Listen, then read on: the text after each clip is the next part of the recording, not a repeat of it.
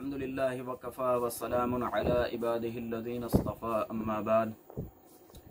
अन इब्न उमर रज़ियल्लाहु अन्हुमा क़ाल फ़रज़ रसूलुल्लाहि सल्लल्लाहु अलैहि वसल्लम ज़कातल फ़ित्री साअम मिन तमरिन औ साअम मिन शईरिन अलल अब्दि वल हुर्रि वज़्ज़करि वल उन्सा वस्सगीरि वल कबीरि मिनल मुस्लिमीन व अमर बिहा अन तुअद्दा क़ब्ल ख़ुरूजिन नासि इलस सलाति।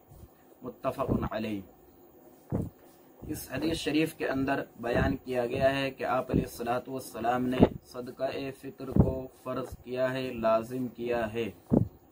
एक सा खजूर या एक सा जो आज़ाद हो या ग़ुलाम हो, मुज़क्कर हो या मुअन्नस हो, छोटा हो या बड़ा हो, मुसलमानों में से। और आप अलैहिस्सलातु वस्सलाम ने हुक्म दिया सदक़तुल फ़ित्र की अदायगी का लोगों के ईदुल फ़ित्र के लिए नमाज की तरफ निकलने से पहले पहले। रवाहुल बुखारी वल मुस्लिम। इस हदीस शरीफ से मालूम हुआ कि सदक़ा फ़ित्र वाजिब है। अब सवाल ये है कि सदक़ा फ़ित्र किस पर वाजिब है, इसका निसाब क्या है। तो इसमें चंद चीज़ें हैं।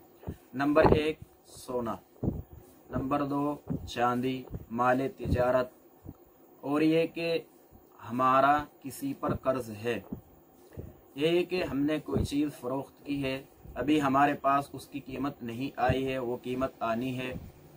और ज़रूरत से ज़ायद सामान, घर के अंदर जो ज़रूरत से ज़ायद सामान है पूरे साल काम नहीं आता, ये कि ज़रूरत से ज़ायद घर है, मकान है, प्लाट है, दुकान वगैरह, ये कि ज़रूरत से ज़ायद कपड़े, बर्तन, या कोई भी सामान जो काम में नहीं आता। इन तमाम चीज़ों को अगर किसी के पास ये तमाम के तमाम हो या इनमें से कुछ हो, इन तमाम को मिलाकर देखा जाएगा कि वो जो चांदी का निसाब है 612 ग्राम, उसकी जो कीमत बनती है मिसाल के तौर पर आज के हिसाब से 41 या 42 हज़ार, उस तक अगर ये तमाम चीज़ों की कीमत मिलाकर पहुंच जाए तो उस पर सदक़ा फ़ित्र वाजिब हो जाएगा। फिर ये कि ये माल किस वक्त होना चाहिए, तो चूँकि सदक़ा फ़ित्र वाजिब होता है ईद, जिस दिन ईद होगी उस दिन सुबह सादिक के वक्त, यानी जिस वक्त फजर की अजान होती है उस वक्त ये माल होना चाहिए। जिसकी मिल्कियत में उस वक्त ये इतना माल होगा तो उस पर सदक़ा फ़ित्र वाजिब हो जाएगा। फिर ये कि सदक़ा फ़ित्र सिर्फ अपनी ही तरफ से वाजिब नहीं होता, बल्कि जिनका खर्चा इसके ज़िम्मे है उन तमाम की तरफ से भी सदक़ा फ़ित्र वाजिब होता है। मसलन नाबालिग औलाद, उसकी तरफ से भी सदक़ा फ़ित्र अदा करना वाजिब होता है।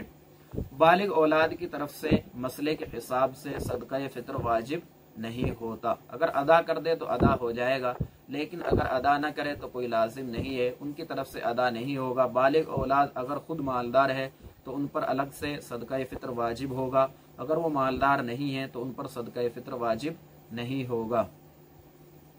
फिर ये कि इस हदीस शरीफ के अंदर इसकी अदायगी का एक वक्त बयान किया गया है कि ईद उल फित्र की नमाज के लिए निकलने से पहले पहले इसको अदा कर देना चाहिए।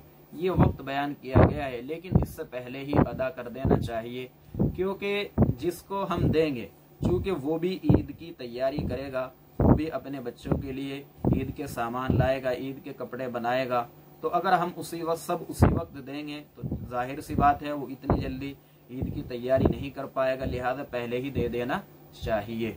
फिर ये कि सदक़ा फ़ित्र किसको दे सकते हैं, तो जो ज़कात के मसरफ़ हैं, जिनको ज़कात दी जा सकती है, जिसको इस आयत के अंदर बयान किया गया है इन्नमस सदक़ातु लिल फ़ुक़राइ वल मसाकीन वल आमिलीन अलैहा वल मुअल्लफ़ति क़ुलूबुहुम व फ़िर रिक़ाबि वल गारिमीन व फ़ी सबीलिल्लाहि व इब्निस सबील, यानी फ़ुक़रा, मसाकीन, ये कि मुसाफिर हो या मक़रूज़ हो या मदारिस के अंदर सदक़ा फ़ित्र की कीमत दी जा सकती है, यानी जिनको ज़कात का माल देना दुरुस्त है उसी को सदक़ा फ़ित्र का माल देना भी दुरुस्त है।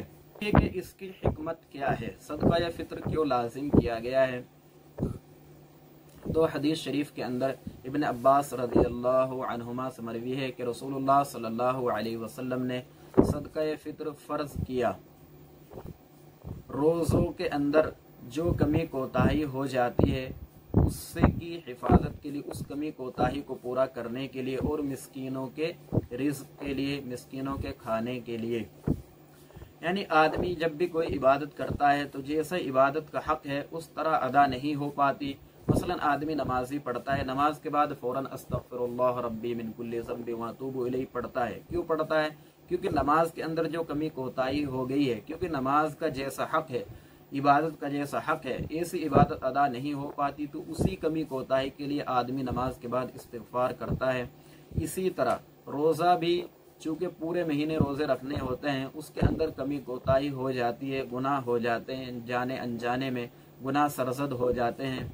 ये कि और कोई काम हो जाता है जो रोज़े के ख़िलाफ़ होता है, तो रोज़े के अंदर जो कमी कोताही हो जाती है, उसी कमी कोताही को पूरा करने के लिए ये सदक़तुल फ़ितर रखा गया है कि सदक़तुल फ़ितर अदा कर दो, जो कमी कोताही हुई है वो पूरी हो जाएगी। एक हिकमत तो ये बयान की गई है। दूसरी हिकमत बयान की वो तो अमतल लिल मसाकीन, मिस्कीनों के खाने के लिए। यानी चूँकि ईद के अंदर खुशी का दिन है, तमाम मुसलमान शरीक होने चाहिए। फिर माली एतबार से तमाम बराबर नहीं है, कुछ माली हैसियत से अच्छी एतबार से हैं, कुछ कमज़ोर हैं कि वो जो कमज़ोर हैं वो अपनी तैयारी नहीं कर पाएंगे। इसलिए उनकी तैयारी करवाने के लिए मालदारों के ऊपर लाजिम किया गया है कि वो गरीबों को कुछ माल दें, ताकि वो भी मुसलमानों के साथ, तमाम मुसलमानों के साथ ईद की खुशी में शरीक हो सकें। तो ये दो हिकमतें बयान की गई है। एक तो ये कि रोज़ों के अंदर जो कमी कोताही हुई है उसको पूरा करने के लिए, दूसरा ये कि मिस्कीन जो गरीब हैं, जो ईद की खुशी में शरीक नहीं हो सकते, वो खुशी के अंदर शामिल हो जाएं। दो हिकमतें बयान की गई है।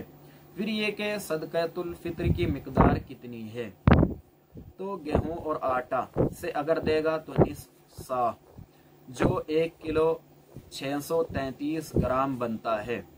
अगर गेहूं से दे तो 1 किलो 633 ग्राम, या तो गेहूं तोल कर दे दे, या ये कि इतनी मिकदार यानी जितने के 1 किलो 633 ग्राम हिसाब लगा के इतने पैसे दे दे। मिसाल के तौर पर अब हमारे यहाँ गेहूं की कीमत 22 रुपये किलो है, तो उस हिसाब से 36 रुपये बनते हैं। अगर किसी इलाके में ये कि चूँकि ये भाव है कम ज़्यादा होता रहता है, अपने यहाँ मालूम कर ले, अगर कहीं कमी ज़्यादती है तो उसी हिसाब से हिसाब लगाकर दे दिया जाए। तो 1 किलो 633 ग्राम या तो गेहूं ही दे दें, ये कि 1 किलो 633 ग्राम की कीमत दे दे। क्योंकि हमारे यहाँ 22 रुपये किलो है, तो इस हिसाब से 36 रुपये बनते हैं। यही है कि आटा दे दे, आटा भी 1 किलो 633 ग्राम ही देना है। आटे का भाव हमारे यहाँ 26 रुपये किलो है, तो उस हिसाब से 43 रुपये बनते हैं। यही है कि और चीज़ों के हिसाब से भी सदक़तुल फ़ित्र दिया जा सकता है। मिसाल के तौर पर जो के हिसाब से अगर आदमी दे तो जो देंगे पूरा सा, यानी 1 सा जो बनता है 3 किलो 233 ग्राम, या तो 3 किलो 233 ग्राम जो तोल कर दे दे। ये कि उसकी कीमत दे दे। कीमत के हिसाब से 32 रुपये किलो कीमत है हमारे यहाँ, तो उस हिसाब से 105 रुपये का एक सदक़तुल फ़ित्र बनता है। अगर खजूर के हिसाब से देगा तो 3 किलो 233 ग्राम या तो तोल कर दे दे खजूर, ये उसकी कीमत लगा कर दे दे। मिसाल के तौर पर अगर खजूर की कीमत 120 रुपये मानी जाए तो फिर ये बनते हैं 392 रुपये। ये छुआरे के हिसाब से दे दे, खुश्क छुआरा, वो भी 3 किलो 233 ग्राम। हमारे यहाँ छुआरे की कीमत 200 रुपये किलो है, तो इस हिसाब से बनेंगे 654 रुपया। यही है कि किशमिश के हिसाब से दे दे, किशमिश भी 3 किलो 233 ग्राम, ये अगर 300 रुपये किलो इसकी कीमत मानी जाए तो ये बनते हैं 980 रुपया। फिर ये कि आदमी किसी हिसाब से दे, गेहूं के हिसाब से दे, ये कि आटे के हिसाब से दे, या जो किशमिश छुआरे के हिसाब से दे। तो चूँकि गेहूं की जो मिकदार है वो आधी है, यानी 1 किलो 633 ग्राम, और जो किशमिश वगैरह की जो मिकदार है वो डबल है, 3 किलो 233 ग्राम। ऐसा क्यों है? क्योंकि आप अलैहिस्सलाम के ज़माने में या अरब में चूँकि पानी की किल्लत थी, तो वहाँ गेहूं कम होता था और गेहूं बहुत कीमती होता था। उसके मुकाबले में खजूर, जो किशमिश वगैरह, ये चूँकि कम पानी में भी हो जाती हैं, ये ज़्यादा होती थी, तो इनकी कीमत कम थी।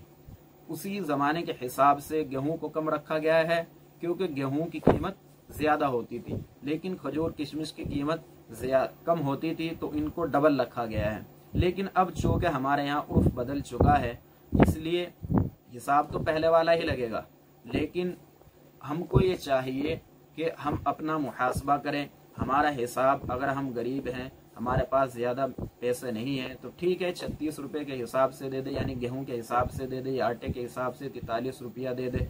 लेकिन अगर हमारे पास हमको ज़्यादा वुसअत है, अल्लाह तबारक व तआला ने हमको ज़्यादा दिया है, तो हम किशमिश के हिसाब से दे दे 980, यह कि उससे कम दे दे छुआरे के हिसाब से, या ये कि खजूर के हिसाब से दे दे। यानी अपना अपना मुहासबा करें कि हम किस कैटेगरी में आते हैं, अल्लाह तबारक व तआला ने हमको कितना माल दिया है, और फिर उसी हिसाब से दे दे। कोई किसी का हाल नहीं जानता, सब आप अपना मुहासबा करें और ये देखें कि हम किस कैटेगरी में आते हैं, उसी हिसाब से अदा करें।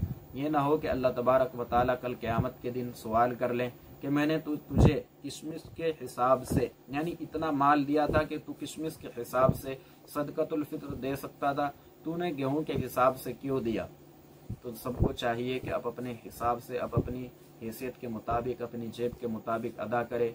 इसको बोझ न समझे, बल्कि समझे कि अल्लाह तबारक व तआला ने मुझको इतना माल दिया है कि मैं सदक़तुल फित्र दे सकूं। हो सकता था कि अल्लाह तबारक व तआला मुझको सदक़तुल फित्र लेने वालों में बना देता। तो माल का शुक्रिया यही है कि ज़्यादा से ज़्यादा अदा करें।